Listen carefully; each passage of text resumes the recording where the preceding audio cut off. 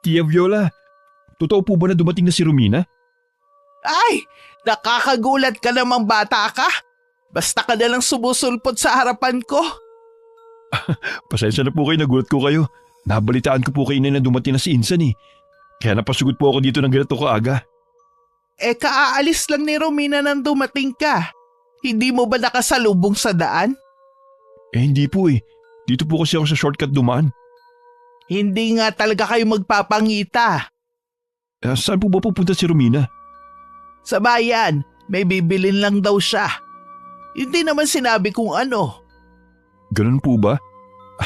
Sige po, babalik na lang po ako mamaya. May inuutos pa po kasi sa akin si Inay eh. Unahin ko na lang po yun, baka magalit sa akin eh. Teka, bago ka umalis. Dalhin mo na tong pasalubong para sa inyo ni Romina. Pasensya na daw at yan lang ang nakayanan niya. Salamat po. Tiyak na matutuwa si nanay nito. Tuwang-tuwa si Kuya Bong na naglakad palayo habang bitbit ang 2 paper bag na galing sa akin.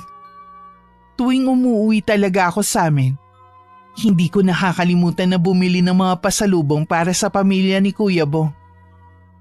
Magkapatid ng kanyang ina at namayapa akong ama. Sa Maynila ako nagtatrabaho bilang sales lady sa isang kilalang department store. 2 taon na rin simula na makapagtrabaho ako. Isang kaibigan ang nagsama sa akin paluwas para makipagsapalaran. Dahil may angking ganda naman ako at matangkad, madali akong nakakuha ng trabaho. Hindi rin naman ako nagtagal sa bayan. Umuwi rin ako agad pagkatapos kong mabili ang kailangan ko. Mabuti umuwi ka na, nanggaling dito si Bong. Tuwan-tuwa sa ibinigay mong pasalubong. Hindi po ba nagtanong kung bakit hindi ako mismo ang nagdala ng pasalubong nila, gaya ng ginagawa ko dati? Hindi naman. Babalik na lang daw siya mamaya. May inuutos kasi ang ina. Uunahin niya daw muna yon. Sige po, papasok po muna ako sa loob. Napagod po kasi ako. Ramdam ko pa sa likod ko ang pagsunod ng tingin sa akin ng inay. Alam kong sa lalong madaling panahon, kailangan ko na magtapat sa kanya. Hindi ko alam kung dahil napagod ako sa biyahe kahapon o dahil sa ilang gabi na akong hindi makatulog kakaisip sa sitwasyon ko. Hindi ko alam na mapapahaba ang tulog ko. Ginising lang ako ni inay nang dumating si Kuya Bong. Naabala yata kita sa pagtulog mo. Pasensya ka na ha. Ayos lang, bala ko lang umidlip. Hindi ko alam na mapapahaba ang tulog ko. Salamat daw sabi ni Inay sa mga pasalubong mo. Tuwang-tuwa yung mga kapatid ko. Wala yun. Kayo pa bang makakalimutan ko na uwian ng pasalubong? Kayo lang naman ang malapit naming kamag-anak dito. Pasyal ka naman sa bahay ngayon. Baka bukas o sa makalawa luluwas ka na kagad. Sa ibang araw na lang ako pupunta sa inyo, kuya. Marami pa kasi akong aasikasuhin dito sa bahay. Aba, mukhang magtatagal ka ngayon ah. Siguro nakabakasyon ka. Kasi hindi na ako babalik ng Maynila. Ha? Bakit naman? Nagka-problema ka ba sa pinapasukan mo? Wala naman. Kusa akong umalis sa trabaho. Kilala kita, Insan. Mula pagkabata magkasama na tayo. Kahit hindi mo sabihin, alam ko meron kang tinatago sa akin. Pakiusap, kuya. Tsaka mo na lang ako tanungin. Hindi pa kasi ako handa eh. Sige. Hindi na kita pipilitin. Pero kahit ano pa yung pinagdadaanan mo, nandito lang ako para damayan ka. Alam ko naman yun eh. Hindi pa lang talaga ako handang magsabi ngayon. Tinapik-tapik pa ni Kuya Bong ang balikat ko. Ilang sandali lang nagpaalam na rin siyang uuwi sa kanila. Naiwan naman akong nakatingin sa kawalan. Wala nun ang inay. Lumabas to para manguha ng mga pananim nitong gulay. Yun kasi ang paborito niyang ulamin. Nakaterno ng pritong isda. Bumalik na lang ulit ako sa kwarto namin. Doon ako nagmukmok hanggang gumabi na nga. Tinawag naman ako ni inay para kumain ng hapunan. Kahit tinatamad ako, dumulog pa rin ako. Bakit ang bilis ni Bong na umuwi kanina? Dati-rati naman dito na siya inaabot ng hapunan. May gagawin pa po yata sa kanila kaya nagmamadaling umuwi. Niyayaya nga niya ako sa kanila, sabi ko sa susunod na araw na lang. Hindi ko pala naitanong sa'yo. Kailan ang balik mo sa Maynila? Para maipanguha kita ng prutas at gulay na pwede mong dalhin. Nay, hindi niyo na po kailangan pang gawin yan. Bakit? Ayaw mo na bang pinapadalhan kita ng gulay at prutas? Hindi naman po sa ganoon.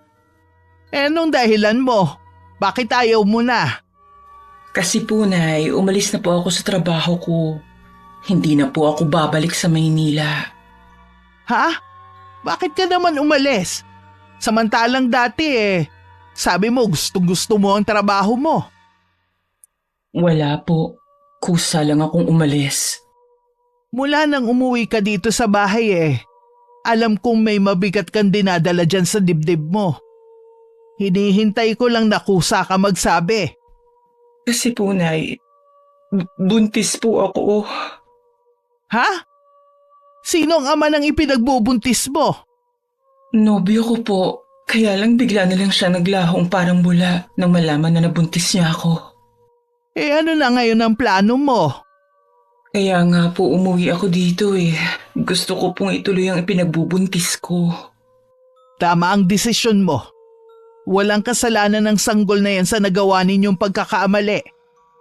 Kaya lang ihanda mo ang sarili mo sa mapanghusgang mga mata at matabil na dila ng mga taga rito. Hindi magiging madali ang lahat. Kailangan mong magpakatatag. Nakaramdam ako ng kaginhawaan nang matanggap agad ng inay ang kalagayan ko. Takot naman dahil sa sinabi niyang maaari kong maranasan na panlilibak sa mga tao dito sa amin. 1 linggo na ako nasa bahay lang nang dumalaw sa akin si Kuya Bong. Parang namumutla ka yata. Sigurado ka bang ayos ka lang? Oo naman. Pero doon sa ilalim ng puno ng santol, mas mahangin doon kesa dito sa loob ng bahay. Hindi nga. Talaga bang ayos ka lang? Wala akong sakit. Medyo tinatamad lang akong kumilos ngayon. Hinayaan na nga lang ako ng inay na maghapon humilata. Baka bumabawi ka lang dahil matagal din puro trabaho ka. Hindi lang yun ang dahilan. Meron pang iba. Ha? Sabihin mo nga, may problema ka ba? Malalaman mo din naman to kaya mabuti pang sabihin ko na. Kuya, buntis ako. Ano? Paano nangyari yun? Ibig ko sabihin sinong ama? Yun na nga nang malaman na nabuntis niya ako, biglang naglahong parang bula. Napakaduwag naman niya. Alam mo ba kung taga saan ang lalaking yun? Ilang beses ko na siyang pinuntahan sa kanila, pero hindi alam ng pamilya niya. Alam ko pinagtatakpan lang nila. Samahan mo ko sa kanila. Makakatikim sa akin ang lalaking yun. Tuturuan ko siya ng leksyon.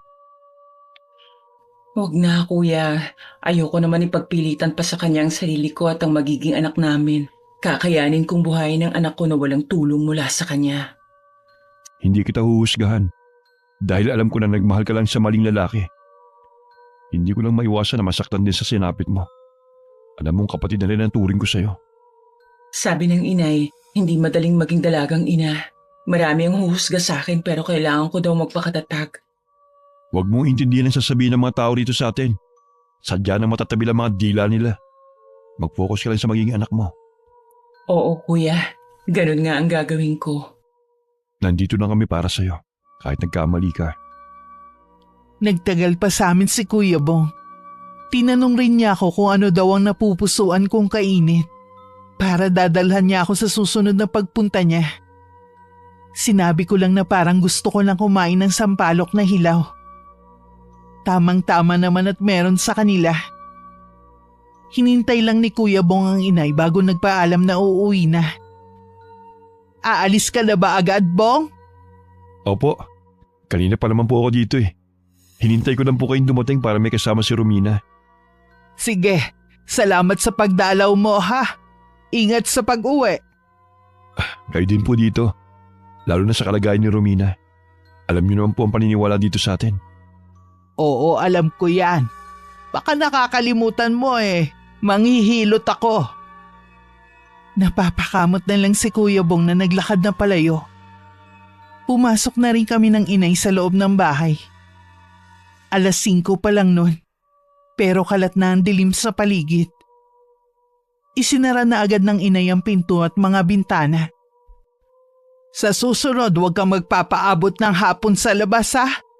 Alam mo naman dito sa atin, kapag hapon na, malamig na ang klima. Masama po ba sa buntis ang nasa labas pa kapag ganitong oras? Posible kasi pasukan ka ng lamig sa katawan. At saka, alam mo naman dito sa atin, maraming paniniwala tungkol sa mga aswang. Ang inay talaga, nagpapaniwala pa rin sa aswang. Panakot lang naman yan sa mga bata nung araw at hindi na po ako batang musmus. Walang masama kung maniniwala ka. Mabuti na yung nag-iingat. Oo nga pala, ilalabas ko yung mga duster kong itim. Yun ang isuot mo tuwing gabi. Para saan po yun? Parang mainit po yung suotin. Sumunod ka na lang. Wala namang mawawala sa'yo kung makikinig ka sa akin Ay, sige po, Nay. Nung gabing yon habang naghahaponan kami ng inay, biglang bumuhos ang malakas na ulan. Yun pala ang dahilan kung bakit makulimlim kanina. Mabuti na rin yun. Para lumamig-lamig naman ang panahon. Madalas kasi kung nakakaramdam ng alinsangan. Marahil ganun ang buntis. Hindi ka masyadong maiinitan sa pagtulog mo mamaya. Oo nga po, Nay. Ganito po yata ang buntis. Laging maalinsangan ang pakiramdam. Lalo na kapag lumaki pa ang tiyan mo. Doon mo mararanasan ang malaking pagbabago sa katawan mo. Handa naman po ako, Nay. Kaya lang po, sumasagi minsan sa isip ko, paano kaya kung nasa tabi ko lang ang ama ng anak ko? Siguro po mas magiging madali ang pagdadalang tao ko. Kalimutan mo na ang lalaking yon. Huwag mo na rin babanggitin ang pangalan niya sa loob ng bahay natin. Ipinagbabawal ko. Opo, Nay. Naiintindihan ko naman ang galit niyo sa kanya. Sige na, kumain ka pa ng marami. Kailangan mo yan. Napapansin ko lagi kang tamilmil Meron ka bang gustong kainin? Sabihin mo. At bukas pupunta ako sa talipapa para mabili ko. Kahit ano na lang po, wala po kasi ako maisip. Hindi naman po ako maselan sa pagkain. Sige, ibibili na lang kita ng paborito mong ulam kapag meron ako nakita. At saka prutas na rin.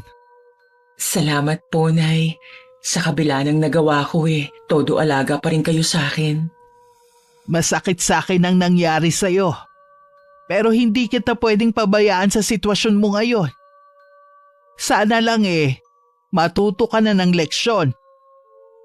Alam kong labis kong nasaktan ng inay dahil sa nangyari sa akin. Hindi ko man sinasadya na magbuntis na walang asawa. May ituturing pa rin na malaking kasalanan nito. Nang gabing yun hindi agad tumila malakas na ulan. Dahil sa mga patak nito sa bubungan ng bahay namin na lumilikha ng ingay, hindi agad ako nakatulog. Samantalang inay kanina pa naghihilik sa kabilang kama. Hindi ko na alam kung anong oras ako nakatulog. Nagising na lang ako sa sikat ng araw na tumatama sa mukha ko. Bumangon na ako noon at saka nagtungo sa kusina. Hindi ko nakita ang inay. Noon ko lang naalala na nagsabi nga pala siya na pupunta ng talipapa ngayong umaga. Hindi rin nagtagal dumating na rin ito. Bit-bit ang basket na naglalaman ng mga pinamili niya. Binilhan kita ng gatas ng kalabaw. Meron din dyan moron, yung paborito mong kakanin. Salamat po, Nay. Sabay na po tayong mag-almusal. O sige, itatabi ko lang tong mga pinamili ko ha. Marami po bang tao ngayon sa talipapa? Marami din. Dahil ito talaga ang araw na maraming nagtitinda doon na galing sa iba't ibang lugar. Gusto ko sanang maglakad-lakad sa labas, kaya lang baka may makasalubong akong mga tsismosa. Tsak napuputaktihin na naman ako ng mga tanong. Wag mo na lang silang pansinin. Hindi na namang magbabago pa ang tabas ng dila ng mga yun Pupunta na lang po ako sa bahay ni na Kuya Bong para makita ko naman sina Tio Pedring at Tia Medi. Gusto ko rin makakwentuhan ng mga pinsan ko. Tama yan. Para hindi ka laging nakakulong dito sa bahay. Tsaka tuwing umaga magbilad ka sa araw. Mainam din yun sa buntis. Pagkatapos nga ng almusal namin ng inay, lumakad na ako. Nadaanan ko pa ang mga tsismosa sa lugar namin. Taas noon na diretso lang ako naglakad at nilampasan ko silang hindi pinapansin. Hindi naman nakalampas sa aking pandinig ang kanilang mga parinig. Katulad na lamang na nakapagtrabaho lang ako sa Maynila. Akala mo kung sino na ako. Noon pa man na hindi pa ako nakakapagtrabaho sa ibang lugar, hindi ko na sila pinapansin. Mabigat kasi talaga ang loob ko sa mga tsismosa. Pagdating sa bahay ni na Kuya Bong, nagmano lang ako sa tiya at tiyo ko. Tsaka ako nakipagkwentuhan sa mga babaeng kapatid ni Kuya Bong. Maya-maya lang dumating na rin siya. Buti dumalaw ka rito sa amin. Naiinip kasi ako sa bahay eh. Tsaka baka kapag lumaki ng tiyan ko, hindi na ako makalabas pa. Bakit naman hindi ka nalalabas? Kanina nga lang nadaanan ko ang mga tsismosa. Wala naman akong ginawa mula pa noon sa kanila. Pero sige pa rin parinig nila sa akin. Paano kapag nalaman nilang buntis ako at walang asawa? Mas lalo nila akong pagpipiestahan. Huwag mo silang intindihin. Wala lang silang magawa sa buhay nila. Kuya, alam na ba ng mga magulang mo ang kalagayan ko? Oo, nabanggit ko kasi sa kanila na hindi ka na babalik sa Maynila. Siyempre, nag-usisa sila. Kaya sinabi ko na, huwag kang mag-alala. Wala silang sinabi na hindi maganda. Kilala mo naman ang mga magulang ko eh. Hindi sila yung tao mapanghusga sa tao. Ayos lang naman sa akin na malaman nila kaysa sa ibang tao pa manggaling o makita nila na malaki na ang tiyan ko. May iba nga pala ako. Ano na ang plano mo ngayon? Ang ibig ko sabihin eh, saan mo plano manganak kung sakali? Kung gusto mo eh, si inay na lang magpapaanak sa'yo. Dati naman siya kumadrone eh. Malayo kasing ospital dito sa atin eh. Halos 4 na oras din. Sabi nga ng inay, basta alagaan ko lang ang pagbubuntis ko eh, pwede kang si Chamedi na lang ang magpaanak sa akin. Basta sundin mo lang mga bilin sa'yo ng inay mo, magiging malusog ang sanggol sa sinapupunan mo at makakaraos ka rin sa panganganak. Medyo kinakabahan nga ako eh. Ewan ko, eto na nga yata yung tinutukoy ni inay na mararamdaman kong pagbabago. Relax ka lang. Huwag kang mag-isip ng kung ano-ano. Baka maka-apekto pa sa sanggol na dinadala mong labis na pag-iisip eh. Hindi ko lang kasi maiwasan eh. Inaalala ko rin ang inay at ang pang-araw-araw namin. Huwag mong isipin ang tungkol doon. Nandito ako at mga magulang ko para tumulong. Nakakahiya naman kung aabalahin ko pa kayo. Ano ka ba? Tama lang na tayo magkakapamilya magtulungan. Tsaka nung nabubuhay pa ang itay mo, hindi rin niya kami pinabayaan. Kaya tama lang na suklian namin ang mga kabutihan niya sa amin noon. Iniimbitahan pa ako ng nanay ni Kuya Bong na doon naman ang halian sa kanila. Pero magalang ko yung tinanggihan. Tsaka kasing naghihintay sa akin ng inay. At wala rin siyang kasabay kumain. Hinatid naman ako ni Kuya Bong pauwi sa amin. Habang naglalakad, nadaanan namin sa may tindahan si Ronron at ang dalawa nitong tropa. Kilala ang mga to sa lugar namin na mga tambay at lasinggero. Hinarang nila ang dadaanan namin kaya huminto kami sandali. Tama palang narinig kong balita. Bumalik ka na pala, Romina. Lalo kang gumanda. Iba na talaga kapag sa Maynila nagtatrabaho. Nagiging malasutla ang kutis. Paranin mo kami pare. Huwag ka naman bastos. Hindi naman ikaw kinakausap ko ah. Wala akong oras para makipag-usap sa'yo. Kaya pwede ba padaanin mo na kami? Hanggang ngayon ba naman eh, ang suplado mo pa rin makipag-usap sa akin, ha? Akala mo kung sino ka. Nakapagtrabaho ko lang sa Maynila. Akala mo kung sino ka nang umasta. Ano bang problema mo ha? Pati yung ibang taga rito. Masyado bang masama sa loob niyo na nakapagtrabaho ako sa Maynila ha? At kayo nabulok na lang sa baryo natin. Wala na kayong ginawa kundi ipamukha sa akin ang pagtatrabaho ko sa Maynila na para bang may ambag kayo at utang na loob ko sa inyo ang pagkakapunta ko doon. Tama na. Hayaan mo na sila. Ikaw pare, kung magiinom kayo, ilagay nyo sa tiyan nyo, hindi sa ulo. Hindi tama na pumatol kayo sa babae. Konting respeto naman. May ina't kapatid ka ring babae. Hindi mo naman siguro gugusto na gawin din nila sa kanila ang ginagawa mo. Hindi na hinintay ni Kuya Bong na makasagot ang lalaki. Hinila na niya ang kamay ko palayo sa lugar na yun. Pagdating sa bahay, tsaka lang siya nagsalita muli. Ako naman hindi maiwasan na maging emosyonal. Tuluyan na akong napaiyak. Huwag mo nang dibdibin ang mga sinabi ng taong yun. Palagi na lang kasi nila pinamumukha sa akin ang pagtatrabaho ko sa Maynila. Noon pa naman, hindi ko na sila gusto. Wala nga ako halos kinakausap sa mga taga rito dahil sa mga ugali nila. Hindi dahil nakarating ako sa Maynila kaya hindi ko sila pinapansin. Akala yata nilang sarap ng buhay ko doon. Kung alam lang nila. Tahan na, huwag ka na umiyak. Sige ka, magiging iyakan din ang anak mo kapag lumabas yan. Hindi ko alam kung bakit ako ganito. Hindi naman ako madaling umiyak dati.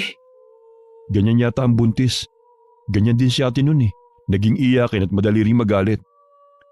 Parang ikaw. Nagulat nga ako sa naging reaksyon mo kay Ronron eh. Matagal na ako naiinis sa taong yun. Wala siyang pinakaiba sa mga chismosa dito sa atin. Huwag mo na lang siyang pansinin. Ikaw na lang umiwas kapag nakita mo siya. Kapag may ginawa o sinabi siya sa'yo, isumbong mo sa akin. Ako nang bahala. Oo kuya, salamat sa paghahatid mo sa akin dito. Tsaka lang ako pumasok sa loob ng bahay nang wala na ang pinsan ko. Nadatnan ko si inay sa kusina nagluluto ng tanghalian namin. Umupo naman ako sa isang tabi. Habang pinapanood ang ginagawa ng inay, na naglalagay ng mga gulay sa niluluto nito. Nang takpan niya ang kasirola, tsaka lang siya bumaling sa akin. Narinig ko ang pinag-uusapan niyo ni Bong. Tama siya. Iwasan mo hanggat maaari ang lalaking yon. Baka siya pa ang magdala sa'yo ng problema. Napiko na po talaga ako sa taong yun kanina. Para siyang salot sa baryo natin. Isama na rin niya ang mga chismosa nating kababaryo. Wala talagang buting nagagawa ang lalaking yon. Kahit ang kanyang mga magulang ganun din. Ang ama lasinggero at sugarol. Ganun din ang kanyang ina.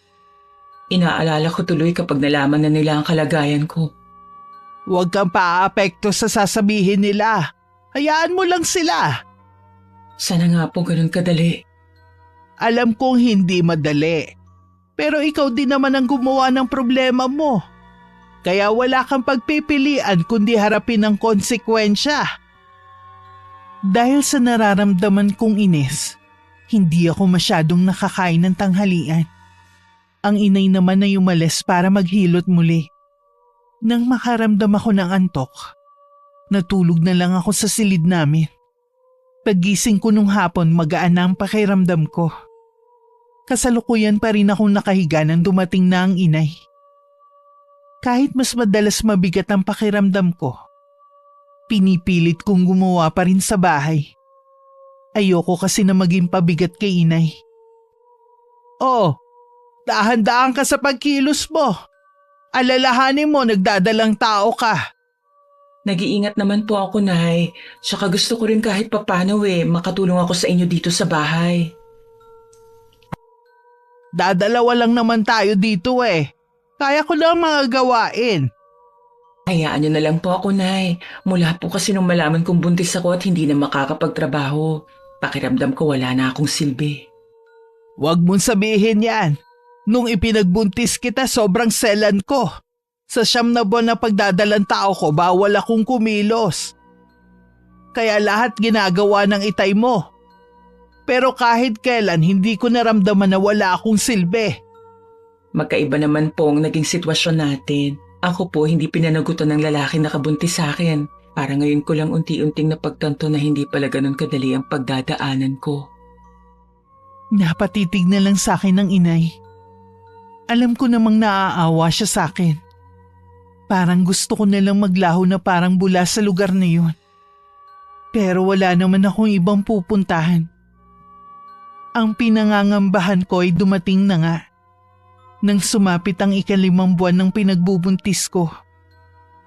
Parati din kasi ako nagtutungo sa health center para humingi ng vitamins at gamot para sa ipinagbubuntis ko. Kahit anong pakiusap ng inay sa mga naroon, hindi pa rin talaga maiwasan na may makaalam na rin ng totoo kong kalagayan. Aling Viola, Totoo po ba yung kumakalat na balita tungkol kay Romina? Kung totoo man yun, wala ka ng pakialam pa. Sa inyo po pala nagmana ng kasungitan ng anak niyo eh. Kalalaki mong tao napaka-chismoso mo. Para nagtatanong lang naman ako eh. Ano po bang masama doon? Huwag ka nga makalapit-lapit sa akin. Amoy alak ka. Grabe naman kayo. Parang hindi pa kayo nasanay sa akin ah. Oh, saan po kayo pupunta? Nag-uusap pa tayo, tatalikuran niyo na ako. Pakisabi na lang po kay Romina na sa susunod, bawasan niya ang pagsusuplada niya. Wala na kamo siya mga ipagmamalaki sa akin at sa mga taga rito. Kasalukuyan ako nasa kusina nang dumating ang inay. Dumiretso siya sa may tapayan namin para kumuha ng maiinom. Napansin ko agad ng hindi magandang timpla ng mukha ng inay. Halata dito ang pinipigil na galit. Hindi ko maiwasan na mag-alala na baka may nangyari kanina dito. May problema po ba, Nay? Nakita ko kanina si Ronron habang pauwi ako. Kung ano-ano ang mga sinabi. Tungkol po ba sa akin? Siguro nakarating na sa kanya ang balita. Alam na ng lahat ang pagbubuntis mo. Hindi na lang po ako masyadong maglalabas para hindi ako makarinig ng hindi maganda sa mga tao dito. Hindi mo naman ikamamatay ang mga maririnig mo. Kaya hayaan mo lang sila. Wala kang ginawang masama sa mga taga rito. Sila ang may malaking inggit sa'yo. Kaya kanila pinag-iinitan kahit noon pa. Maging ang mga dati naming kapitbahay na laging may pasalubong sa akin tuwing umuwi ako. Nag-iba na rin ang tingin pinupukol sa akin. Pandidiri sa mga kababaihan at may mali siya naman sa mga kalalakihan. Tingin ba nila sa akin ay napakaruming babae? Sumigla lang ang araw ko nang dumalaw sa akin si Kuya Bong. May mga dala siyang sampalok na hiningi daw niya sa kapitbahay nilang may puno. Pasensya ka na kung ngayon lang ako nakadalaw sa iyo ha. Tinulungan ko pa kasi si Itay sa paggawa ng bahay ng ate ko. Nabalitaan ko nga kay inay na dyan sa malapit sa inyo titira ang ate mo at ang pamilya niya. Pinapasabi nga pala ni ate, huwag ka na raw bibili ng mga baru-baro at mga lampin at iba pang mga gamit sa panganganak mo. Meron daw siya sa bahay. Ibibigin lang daw niya yun sa'yo. Pakisabi sa ate mo na salamat. Nabawasan ang isa sa mga alalahanin ko. Ni isa kasi nagamit wala pa ako nabibili. Pero hindi na ba niya yun kaya gagamitin? Naku, hindi na. Wala na siyang balak magbuntis ulit. Dalawa lang talaga ang plano nilang anak. Sa bagay nga, mahirap ang buhay ngayon. Okay na rin maging praktikal. Pero ang sabi ni ate, kapag malapit ka na raw mga anak, tsaka niya ibibigay sa'yo. May kasabihan kasi dito sa atin na bawal daw maghanda ng gamit ng sanggol hanggat hindi pa kabuwanan. Ano daw bang mangyayari? Sabi daw ng mga matatanda, namamatay daw ang sanggol sa sinapupunan ng ina o di kaya maaari ka makunan. Totoo kaya yun? Wala namang masama kung susunod tayo. At least, sumunod tayo sa pamahiin. Sa bagay nga, kahit ang inay ang dami rin pinagbabawal kong gawin para tuloy naging dinumero na ang kilos ko. Mahal ka lang ng inay mo, kaya gusto ko niyang pangalagaan. Alam ko naman yun. Oo nga pala, kalat na sa buong baryo ang tungkol sa pagbubuntis mo na walang asawa. Alam ko naman hindi maiiwasan yun lalo't lumalaki na ang tiyan ko. Biglang ang nag-ibang ihip ng hangin dito sa paligid Kahit kasi mga kapitbahay namin ng inay mag-iba din ang tingin sa akin. Huwag mo na lang silang pansinin. Inggit lang ang mga yan. Dahil ngayon lang nagkaroon dito ng magandang buntis. Nambola ka pa. Totoo naman Iba ka kasi magbuntis. Siguro babae magiging anak mo. Yun din nga ang sabi ng inay, baka daw babae ang pinagbubuntis ko. Naku, si ate nga nun. Maliban sa nag-iba ang ugali. Lahat na yata ng kasingit-singitan niya umitim Grabe ka naman sa ate mo. Totoo yun. Aminado naman siya na pangit siya nung nagbubuntis siya sa dalawa niyang anak. Yung pala'y parehong lalaki. Sa likod ng isip ko sana nga babae ang magiging anak ko. Gagawin ko siyang prinsesa ng buhay ko. Hanggang gabi sa bahay namin si Kuya Bong. Hinintay na naman kasi niyang dumating ang inay mula sa paghihilot nito. Napapansin ko madalas ipatawag ang inay para maghilot o di kaya magtawas. Nakapagluto na ako ng hapunan noon nang dumating ang inay. Inaalok ko pa si Kuya Bong na sa amin na maghapunan, pero tumanggi siya. Maaga daw kasi siyang aalis bukas kasama ng ama. Papunta sa kabilang bayan para kunin ang ibang gamit na naiwan ng kapatid niya. Dagdag pa nito, may kasabihan daw kasi na hindi pwedeng sabayan ng buntis sa pagkain. Dahil baka siyang maglihi at maging antukin din siya. Di bali na daw ang inay, babae rin naman ito. Naiiling na lang ako sa dami nitong pinaniniwala ang pamahiin. Kinabukasan naisip ko magtungo sa tindahan. Wala na kasing itlog at parang natatakam akong kumain ng nilagang itlog. Paalis na sana ako pagkatapos kong makuha ang binili at sukli. Nang dumating si Ronron. Sa wakas, lumabas ka rin ng lungga mo. Oh, teka, huwag ka munang umalis. Nagmamadali kasi ako. Gusto mo lang ata magtago eh. Aba, ang laki na pala ng tiyan mo ah. Nasa na nga pala yung ama ng dinadala mo. Wala ka ng pakialam. Bakit ba ganyan kang sumagot ha? Ano pa ba ang pinagmamalaki mo ha? Kahit ganito ako, meron pa naman ako maipagmamalaki. Hindi katulad mo, simula pa lang salot na. Ano sinabi mo ha? Hoy, wag na wag mo akong ginagalit ha. Malapit ang maubos ang pasensya ko sa'yo. Aray! Yun ang bagay sa'yo. Bakit mo ako sinipa ha? Bitiwan mong braso ko. Ano ba? Kapag hindi mo ako binitiwan, hindi lang sipa ang aabutin mo. Talagang matapang ka ha? Bago ko pa mahulaan ang binabalak sa aking gawin ni Ronron, sumayad na sa pisngi ko ang kamay niya. Natumba ko sa lupa at nabitiwan ko pa ang itlog at barya na sukli sa akin. Hindi pa man ako nakakabawi. Sinabunutan na ako nito at pilit na itinayo. Kulang na lang matanggal ang buhok ko sa anit ng ulo ko.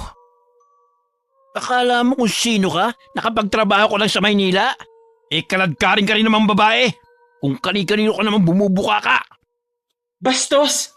Isa kang malaking duwag. Babae lang naman ang kaya mo. Duwag pala ha? Tignan natin. Matagal na ako nagtitimpi sa pagkasuplada mo eh. Ha? Akmang sasampalin na naman ako ni Ronron. Nang lumapit sa amin na matandang tindera, itinulak nito ang lalaki at inalalayan ako.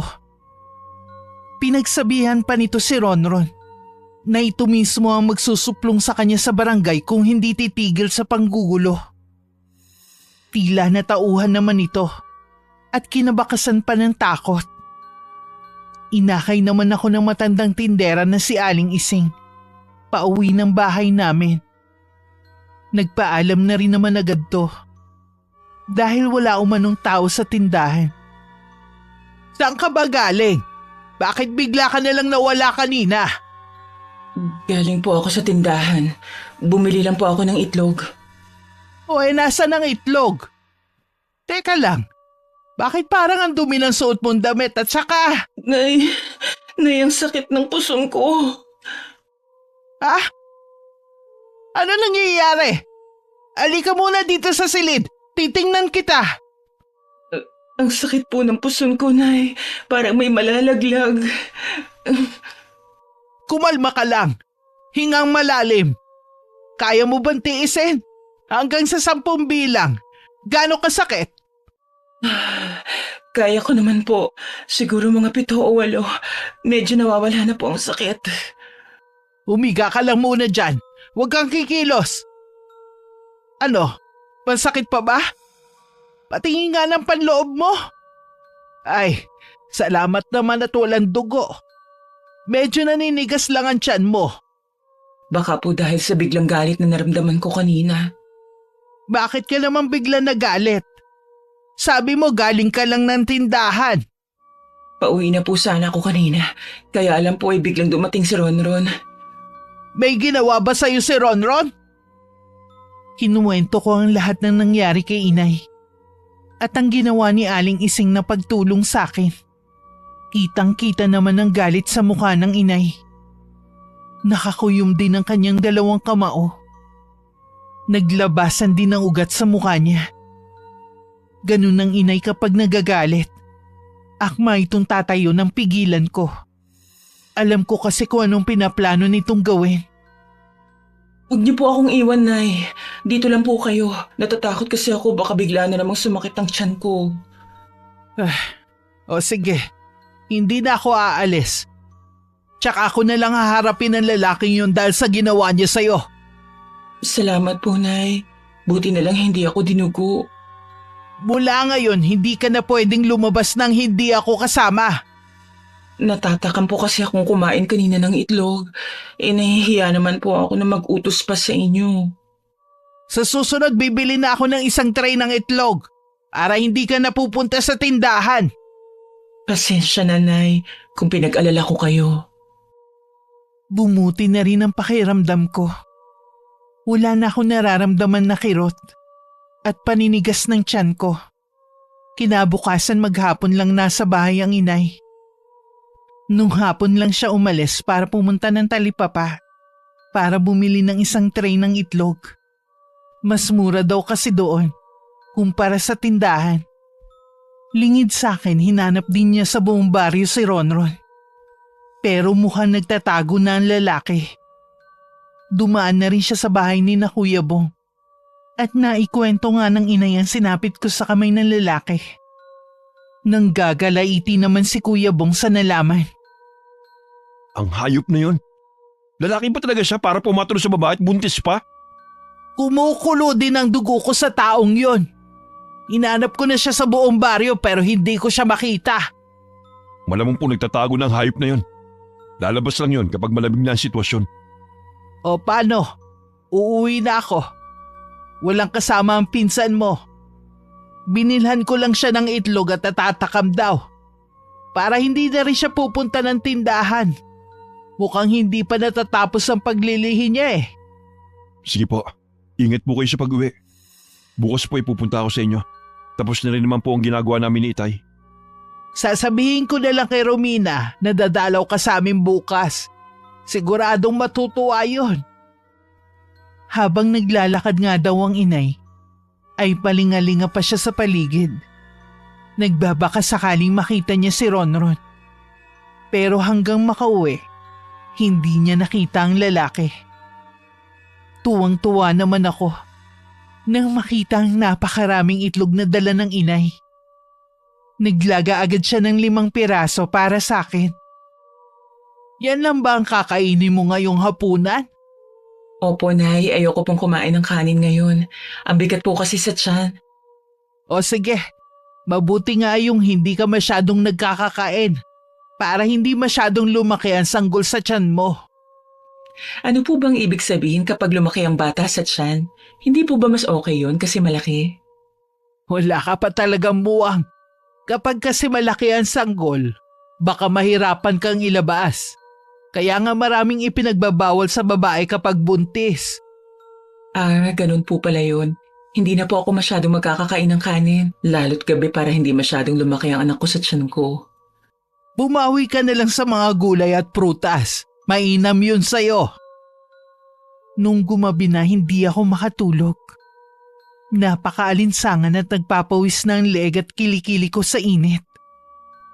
Nang hindi ako makatiis, bumangon ako mula sa pagkakahiga.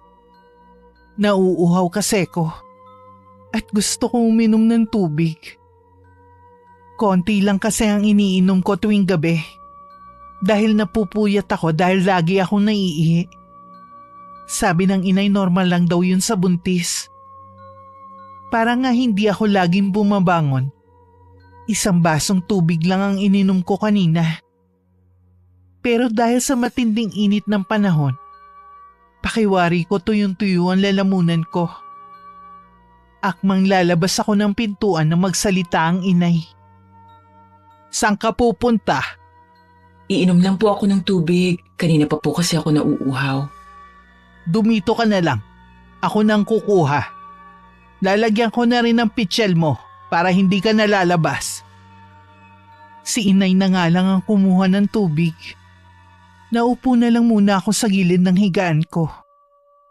Habang tumatagal, lalong umiinit ang pakiramdam ko. Parang gusto kong maligo kung hindi lang ako pagagalitan ng inay. Ilang sandali pa bumalik na rin ang inay.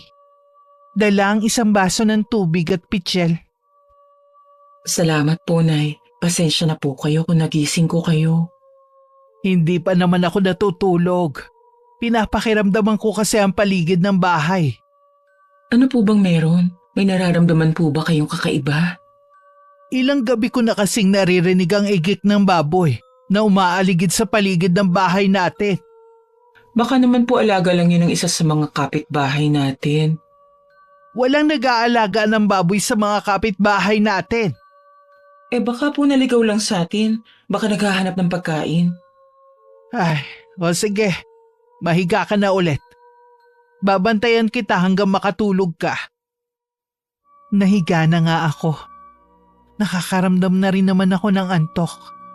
Bago ko ipinikit ang mga mata ko, nakita ko pang inayos ng inay ang kwintas na bawang sa may bintana. Kinabukasan tanghali na nga ako nagising. Nakahanda na nun ang almusal sa mesa. Si inay naman narinig kong kausap ang isa naming kapitbahay. Pinag-uusapan nila ang tungkol sa baboy.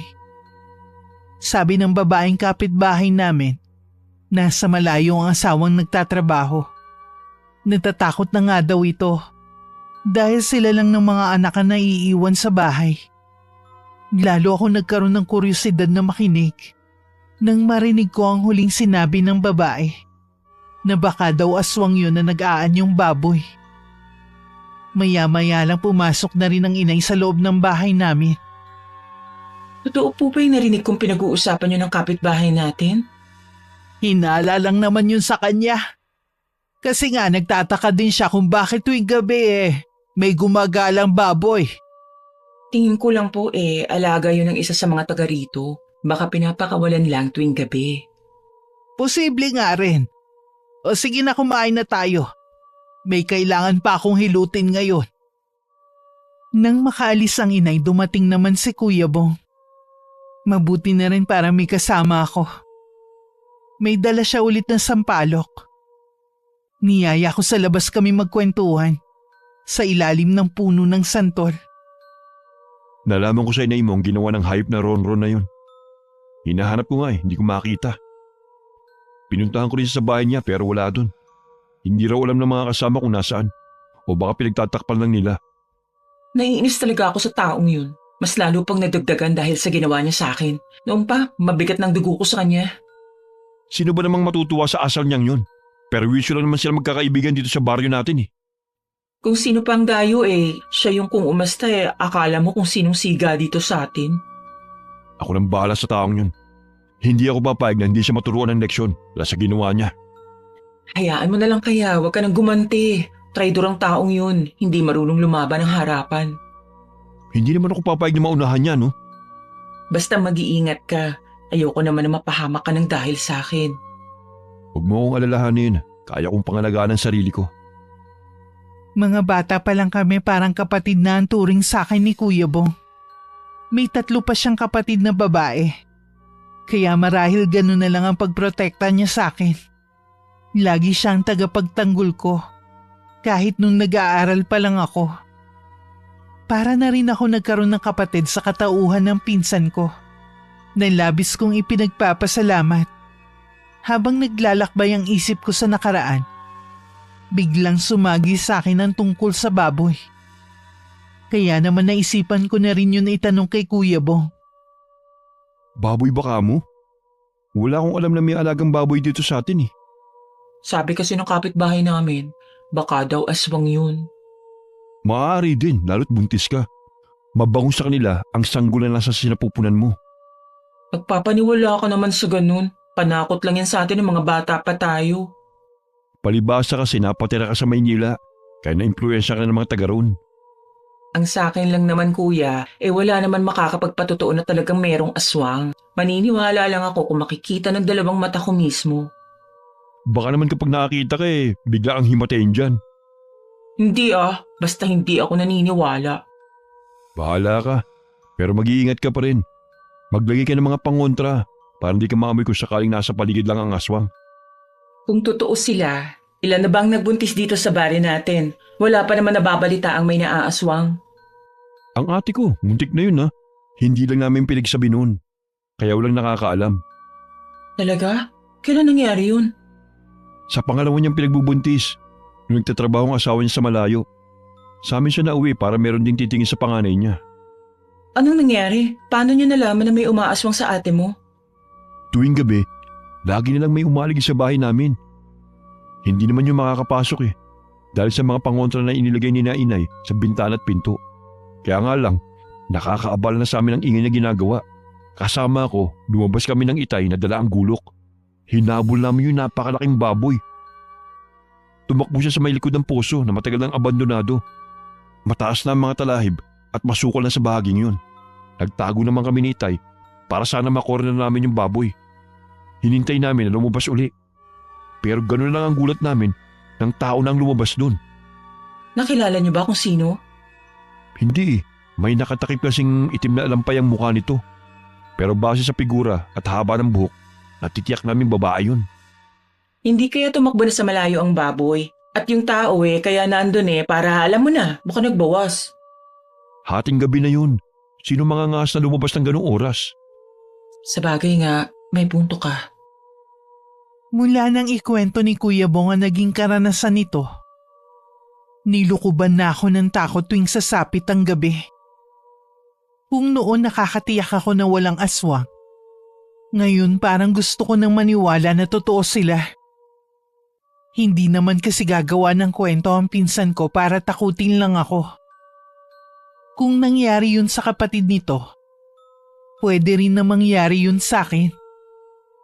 Nang mga sumunod na araw, naging payapa naman ang mga gabing natutulog kami ng inay. Walang gumambala sa aming pamamahinga. Lingid din sa aking kaalaman, patuloy pa ring hinahanap ni Kuya Bong si Ronron para maturuan ng leksyon. Natsyempohan naman niya itong nakikipag-inuman sa harap ng tindahan ni Aling Ising. Ayon sa mga nakasaksi, parang mabangis na hayop na sinugod to ng pinsan ko. Nang matumba, kinubabawan pa ito at walang tigil na inundayan ng mga suntok sa muka at ibang parte ng katawan. Inawat lang siya ng ibang kalalakihan doon. Bitiwan niyo ako! Hayop ka! Papatay kong hayop na yan! Gago ka! Ano ba problema mo ha? Baliw ka na ba?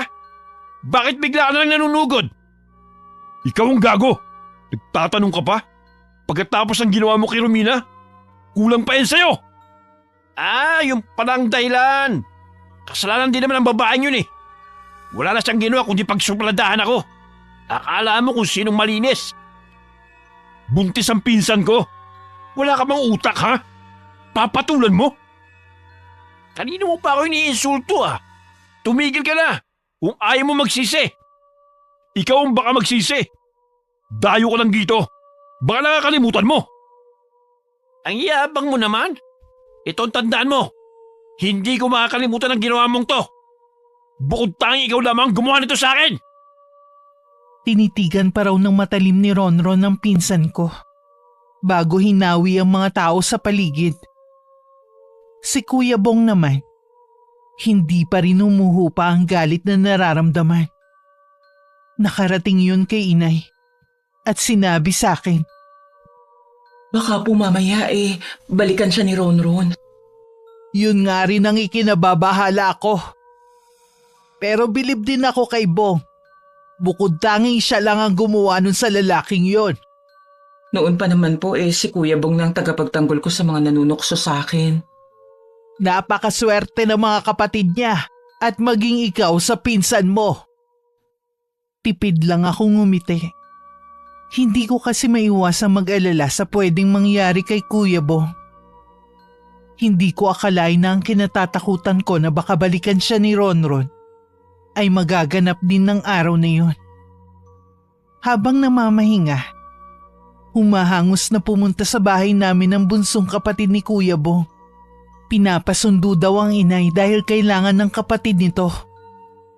Nagmamadali naman na sumama ang inay. Gusto ko nga rin sumama pero pinigilan niya ako. Maghapon tuloy ako nag-aalala. Nakaidlip na nga ako sa paghihintay kay inay na malapit ng gumabi nang umuwi.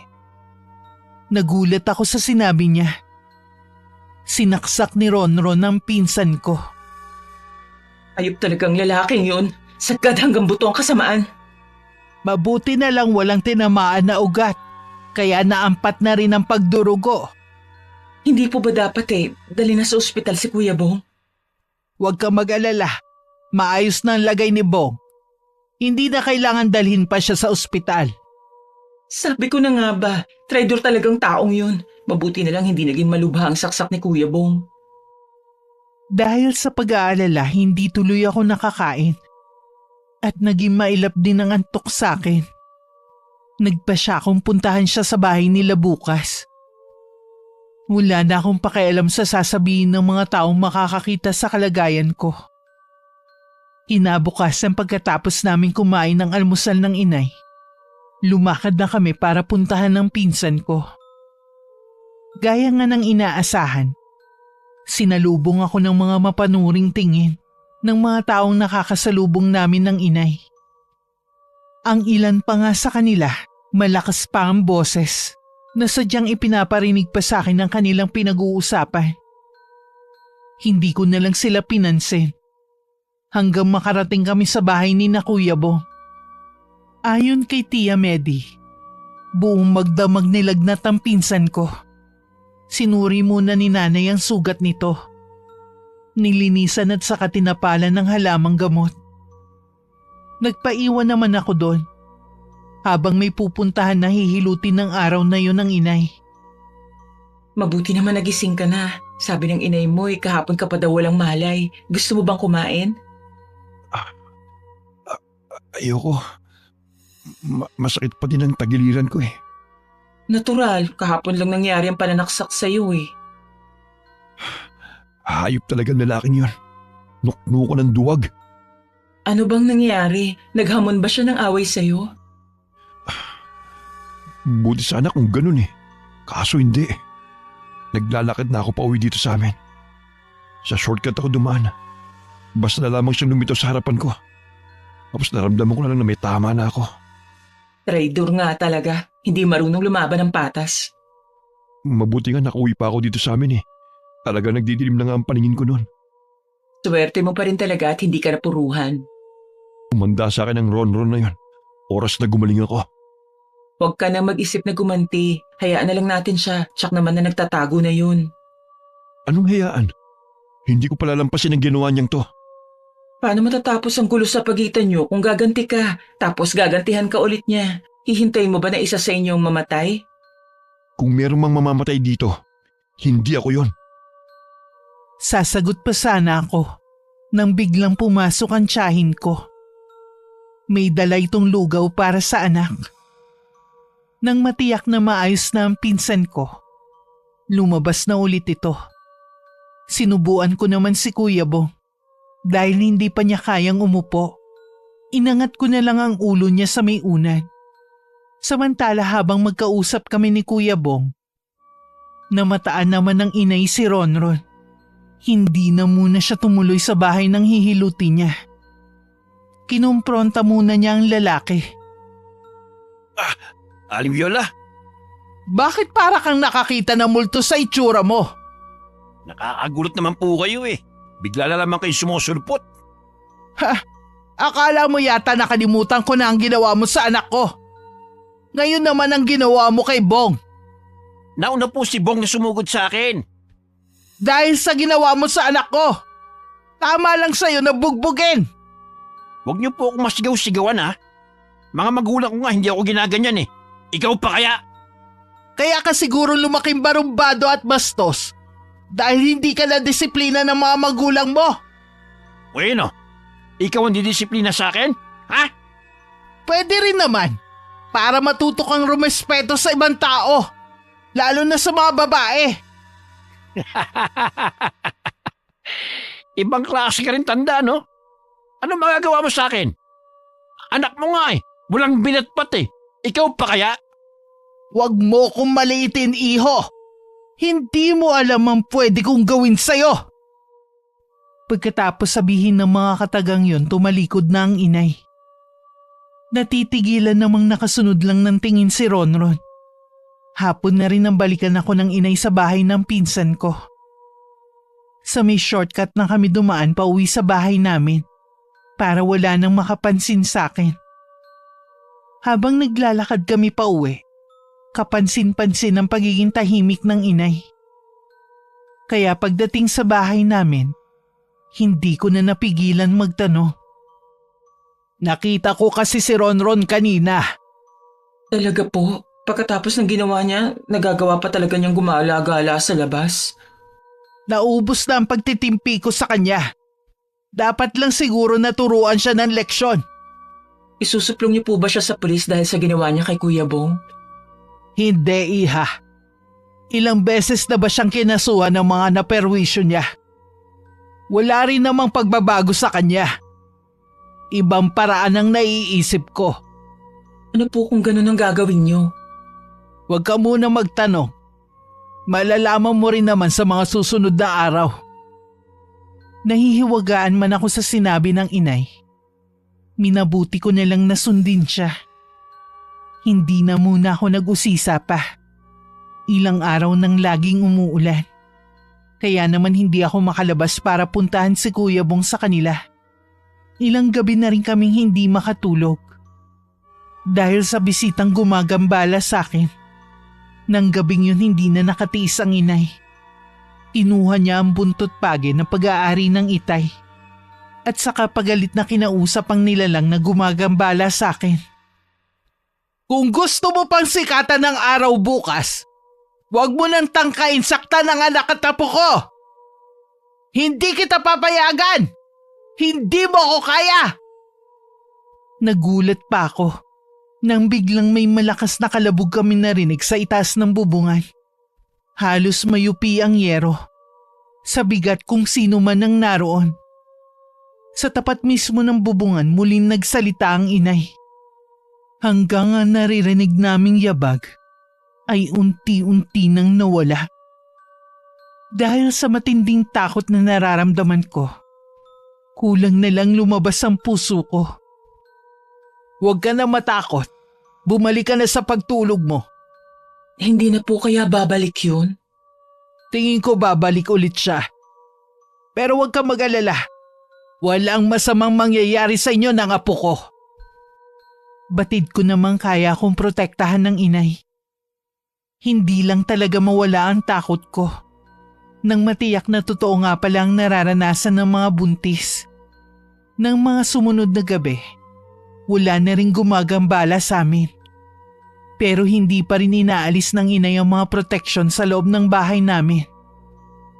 Sinabi rin ng inay na magaling na si Kuya Bong. Pinapatuyo na lang ang sugat nito. Akala ko noon nakalimutan na nito ang paggante. Hindi ko akalain na susugurin pa nito si Ronron sa bahay ng mga to. Ronron! Lumabas ka dyan! Mag-toast tayo! Hindi ka pa talaga lalabas dyan? Lalabas na! Huwag kang mag-iskandalo rito! Akala mo ba matatakot ako sa ginawa mo sa akin, ha? Wala na akong pakialam kahit mapatay pa kita sa bugbog! Ronron? O bakit ka natigilan? Ituloy mo na! Huwag ka mag-alala! Hindi ako lalaban sa'yo! Lumayo ko nga sa akin! May sakit ka ba? Bakit ganyan ang mukha mo? Bakit namumulat bukol-bukol? Hindi ko alam. Basta nagising na lamang akong nung isang araw na masama ang pakiramdam ko. Tapos namamagana ang mukha ko. Hirap din ako sa paghinga. Na para bang merong nakadagan sa akin. Karma na yun sa'yo. Gago ka kasi. Buti nga sa'yo. Akala ko ba'y papatay mo ako sa bugbog? Ano pa? Ano pang hinihintay mo? Bakit hindi mo paggawin? Huwag mo akong itulad sa'yo. Hindi ako lumalaban sa mga taong nasa mahinang kalagayan. Pero itong tandaan mo, meron kang utang sa akin. Tsaka na ako maniningil kapag magaling ka na. Pagkagaling sa bahay ni Ronron, Dumiretso sa amin si Kuya Bong. Malayo pa lang natanaw ko na siya sa labas ng bintana namin. Hindi siya agad pumasok. Nanatili lang siyang nakatayo sa may labas ng pinto. Lumabas naman ang inay sa may kusina. Pumasok ka dito sa loob. Huwag kang basta na lang tumayo sa may pinto. Alalahanin mo, buntis ang pinsan mo. Baka mahirapan siyang ilabas ang bata. Pasensya na po kayo, tiya. Nakalimutan ko yung pamahiin na yon. May iniisip kasi ako eh. Naku, pamahiin na naman. Kumontra ka na namang bata ka. Biro lang naman. Siyempre wala namang masama kung susunod sa pamahiin. Hindi na ba masakit ang sugat mo, iho? Hindi na po, tiya. Mabuti kung ganon. Maiwan ko muna kayo, ha? Titingnan ko lang ang mga tanim kong halaman sa likod bahay. Matagal ko na kasing hindi nabibisita eh. Siguradong mahahaba na ang mga damo. Sige po. Ano yung sinasabi mo kanina na meron kang iniisip ka mo? Kasi galing ako sa bahay ni Ronron. Anong ginawa mo sa kanya? Gumanti ka ba? Yun sana ang plano ko. Pero hindi ko tinuloy. Nakakaawa kasi ang itsura niya eh. Ha? Ano nakakaawa? Kanina kasi nung puntahan ko siya sa kanila, halatang may sakit siya. Yung mukha niya namumula at may mga bukol-bukol. Tapos inuubo na maigi. Sabi niya pakiramdam daw niya may nakadagan sa kanyang dibdib. Hirap siya makahinga. Baka nga may malalang sakit. Siguro karma na rin yun sa kanya. Ewan ko ba? Galit na galit ako sa kanya. Pero nung makita ko siya sa ganong kalagayan, nakaramdam naman ako ng habag. Wala naman ako nararamdaman na katiting na awa. Siguro dahil hindi ko naman nakikita ang kalagayan ni Ronron ngayon. Ikinuwento ko yun kay inay nang makaalis si Kuya Bong. Blanko naman ang ekspresyon ng inay. At tila wala rin pakialam. Sabi nga ni Kuya Bong nakakaawa ang itsura. Likas talaga mabait yung pinsan mo. Akala ko pa naman matutuwa pa siya kapag nakita niya ang nangyari sa taong sumaksak sa kanya. Mabait naman po talaga si Kuya Bong. Bukod tanging si Ronron lang ang naging kaaway niya nang dahil po sa akin. Mabuti nga yun na magtanda siya. Akala niya lahat ng tao masisindak niya. Paano po kung ipatawag kayo ng mga magulang niya para tawasin si Ronron? Pues, hindi ako pupunta kahit lumuhod pa sila sa harapan ko. Wag na nga natin siya pag-usapan. Ang mabuti pa, isara mo na ang mga bintana. Tututol pa sana ako sa utos ng inay dahil masyado pang maaga. Pero napansin ko sa mukha niya na tila ba meron ditong bumabagabag. Habang isinasara ko ang bintana sa kwarto, nakita ko sa di kalayuan si Aling Ising, ang may-ari ng tindahan na binibilhan namin dito. Nang mapansin marahil ng matanda na nakatingin ako sa kanya, bigla yun tumalikod at nagmamadaling umalis. Sa hapunan binanggit ko si Aling Ising. Nay, gano'n niyo po kakilala si Aling Ising? Bakit mo naman naitanong ang matandang yon? Di po ba, tinulungan niya ako noon nung sinaktan ako ni Ronron. Hinatid pa nga niya ako dito sa bahay. Taga rito talaga siya at ang pamilya niya. Dati siya nag-abroad, pero hindi yata nagtagal dahil malupit ang naging amo. Matagal na rin siyang byuda at may mga anak pero hindi niya kasama. Akala ko kasi dati, wala siyang pakialam sa mga nangyayari sa paligid niya. Kaya nagulat ako nang tulungan niya po ako noon. Likas na sa kanya ang pagiging tahimik at mailap sa tao. Wala naman na akong masabi sa kanya. Hindi ko na rin binanggit kay inay na nakita ko si Aling Ising na nakatingin sa bahay namin kanina. Maaga rin ako nakatulog ng gabing yon. Nagising lang ako nang maramdaman ko ang pagkirot ng tiyan ko. Napasigaw na lang ako sa matinding sakit. Noon naman nagising ang inay. Sobrang sakit po ng tiyan ko. Anak, tinudugo ka! Matindi ba ang sakit? Opo, naninigas din po ang tiyan ko. Nay, baka mapaanong anak ko. Hindi mo pa naman kabuanan na. Papahiran ko na lang sa tiyan mo. Ang sakit po. Teka, bakit hindi ka nakasuot ng itim na duster? Nakalimutan ko po. Yan na nga bang sinasabi ko eh. Matigas din kasi ang ulo mo.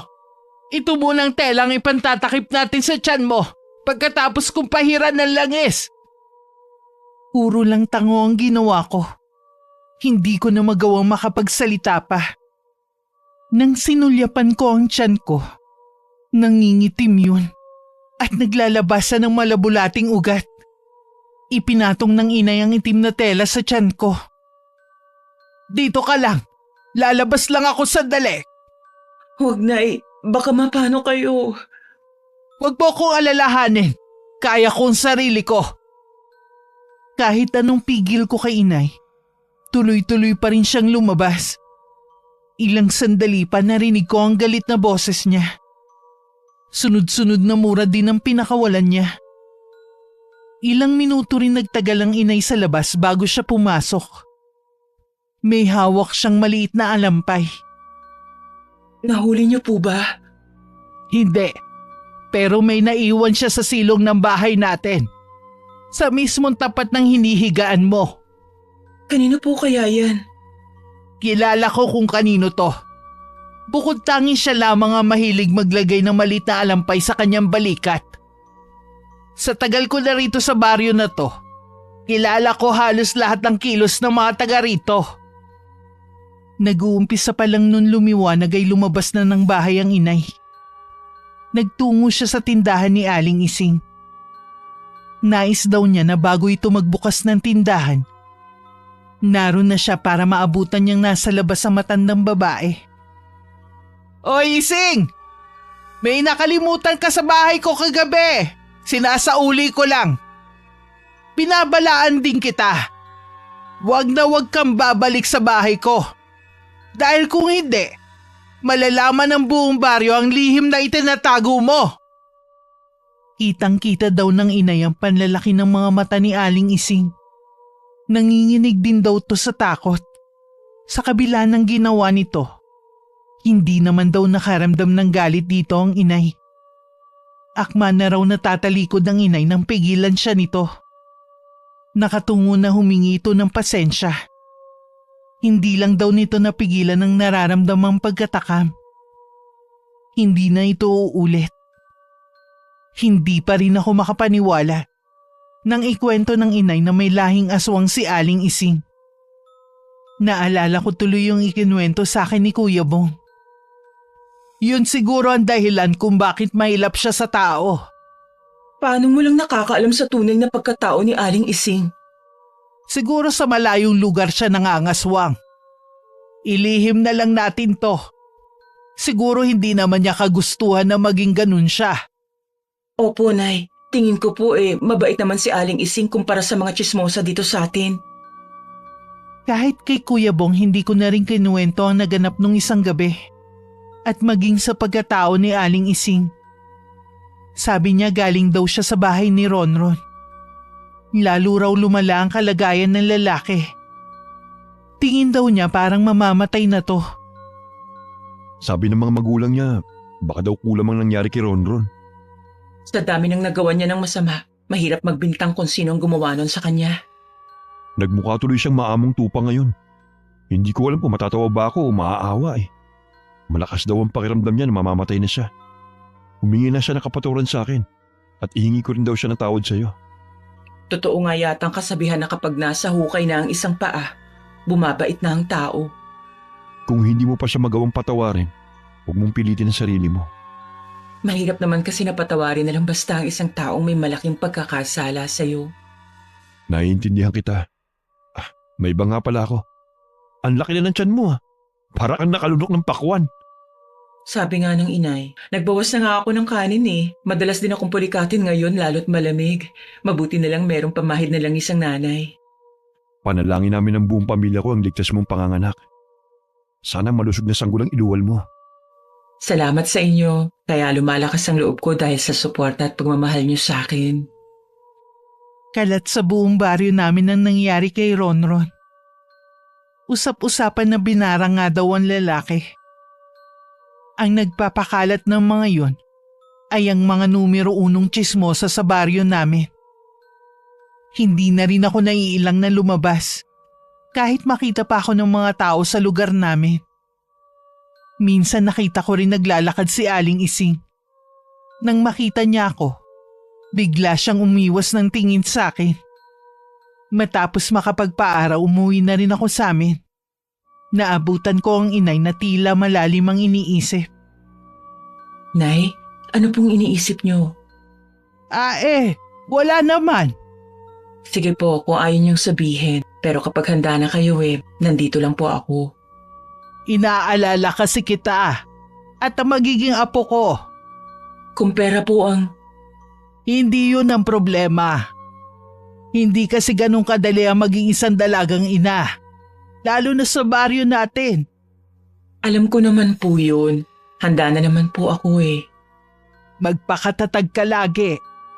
Marami pang katulad ni Ronron na makikilala mo. At mga tsismosa na walang magawa sa buhay.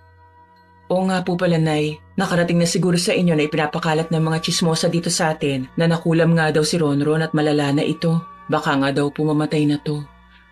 Nako, hindi madaling mamatay ang isang masamang damo. Mismong si Kuya Bong nga po ang nakakita sa kanya. Malala na nga daw po talaga to.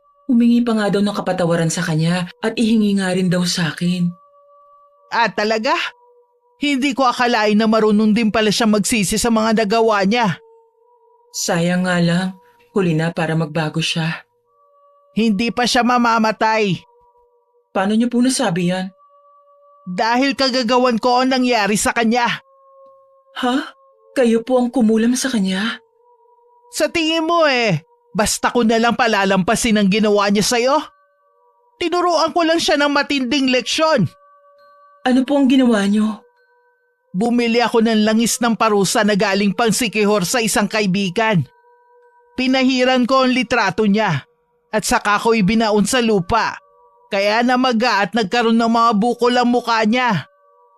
Dahil nakabaon ang kanyang litrato sa lupa, hirap siya sa paghinga na tila meron nakadagan sa kanya. Ngayon, malinaw na po ang lahat. Gagaling pa po ba siya? Bakit? Gusto mo bang gumaling na siya? Alisin niyo na lang po ang kulam sa kanya. Mukha naman pong nagsisisi na si Ronron. Kailangan ko lang muling hukayin ang kanyang litrato para mawala ng sumpa sa kanya. Hinukay na muli ng inay ang litrato nito. Marahil ng mga oras na yun, magaling na ang lalaki. Iba ang pakiramdam ko ng mga sandaling yun. Mas magaan kumpara dati. Ganun siguro kapag nagawa mo na magpatawad. Isang tao na lang ang naiisip kong hindi ko nagagawang patawarin. Panahon na lang siguro ang makakapagsabi. 2 linggo bago ang petsa ng kapanganakan ko, dinala ni Kuya Bong ang mga damit para sa magiging anak ko, na galing sa kapatid niya. Ang dami naman ito, Kuya Bong. Matagal-tagal na rin itong magagamit ng anak ko. Ilang araw na lang ang bibilangin mo. Nandito lang kami para palakasin ang loob mo. Para naman akong sasabak nito sa laban Gusto lang namin mawala ang kaba sa dibdib mo. Alam ko may takot dyan sa puso mo. Lalo't itong unang beses na manganganak ka. Ganyan din si ate nun Ang kaibahan lang, nasa tabi niya ang asawa niya. Makakaya ko to. Hindi naman ako mahina gaya ng iniisip mo. Naging mahina nga pala ako sa pag-ibig. Pero hindi ako magiging mahina para sa anak ko. Siyang magiging lakas ko para lumaban sa buhay. Ganyan ang dapat. Dumating ang araw ng aking panganganak. Umaga pa lang naroon na ang nanay ni Kuya Bong, na isang kumadrona sa aming lugar. Maaga pa lang kasi sumasakit na ang tiyan at balakang ko. Handa na rin lahat ng mga kakailanganin ko. Pagsapit ng gabi, pumutok na ang panubigan ko. Hindi ko akalain na ganun pala kasakit na mag-labor. Kulang na lang mahati ang katawan ko. Wala rin katulad ng sakit na nararamdaman ko Nang mailabas ang sanggol, tinapik-tapik lang ito sa puwet at saka pumalahaw ng iyak. Isang malusog na sanggol na babae ang naging anak ko. Dahil sa matinding pagod, hindi ko na napigilan ng makatulog. Nagising lang muli ako dahil sa pag-iyak ng sanggol sa aking tabi. Mabuti namang gising ka na. Oras na para padedehin mo ang anak mo. Napahaba po ata ang tulog ko, Nay. Ayos lang yan. Mabuti nga para mabawi mo ang lakas na nawala sa'yo. Kamukha ko po ba ang anak ko? Oo, pareho kayong maganda. Nakuha niya sa'yo ang mga mata at hugis pusong muka.